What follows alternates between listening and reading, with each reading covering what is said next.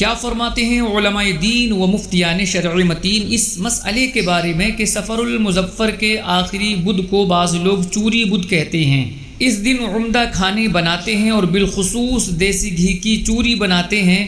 اعتقاد یہ ہوتا ہے کہ اس دن نبی پاک صلی اللہ علیہ وآلہ وسلم صحت یاب ہوئے تھے اور صحابہ اکرام علیہم الرضوان نے خوشیاں منائی تھیں اور عمدہ کھانے بنائے تھے، لہٰذا ہمیں بھی ایسا کرنا چاہیے۔ یہ فرمائیں کہ اس اعتقاد کے ساتھ یہ عمل کرنا کیسا ہے؟ بسم اللہ الرحمن الرحیم۔ الجواب بعون الملک الوہاب اللہم ہدایت الحق والصواب۔ سفر کے آخری بدھ کی کوئی اصل نہیں اور نہ ہی اس دن سرکار علیہ الصلوۃ والسلام کی صحت یابی کا کوئی ثبوت ہے، بلکہ آپ صلی اللہ علیہ وسلم کے مرض اقدس جس میں وفات ہوئی اس کی ابتدا اسی دن سے بتائی جاتی ہے، لہٰذا لوگوں کا یہ اعتقاد اور اس کی بنا پر عمدہ کھانے و چوری بنانا اور خوشیاں منانا بے اصل ہے۔ امام اہل سنت امام احمد رضا خان علیہ الرحمۃ الرحمان سے سوال ہوا کہ سفر کے اخیر چہارشنبہ کے متعلق عوام میں مشہور ہے کہ اس روز حضرت محمد صلی اللہ تعالی علیہ وآلہ وسلم نے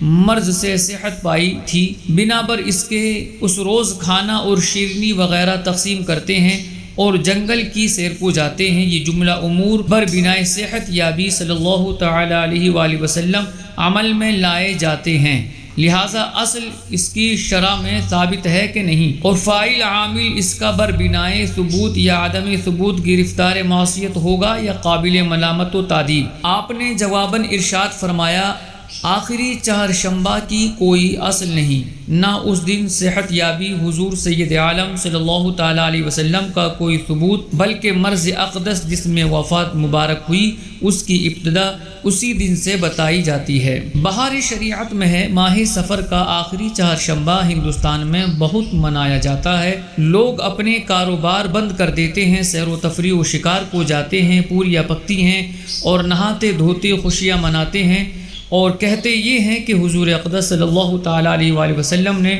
اس روز غسل صحت فرمایا تھا اور بیرون مدینہ طیبہ سیر کے لیے تشریف لے گئے تھے۔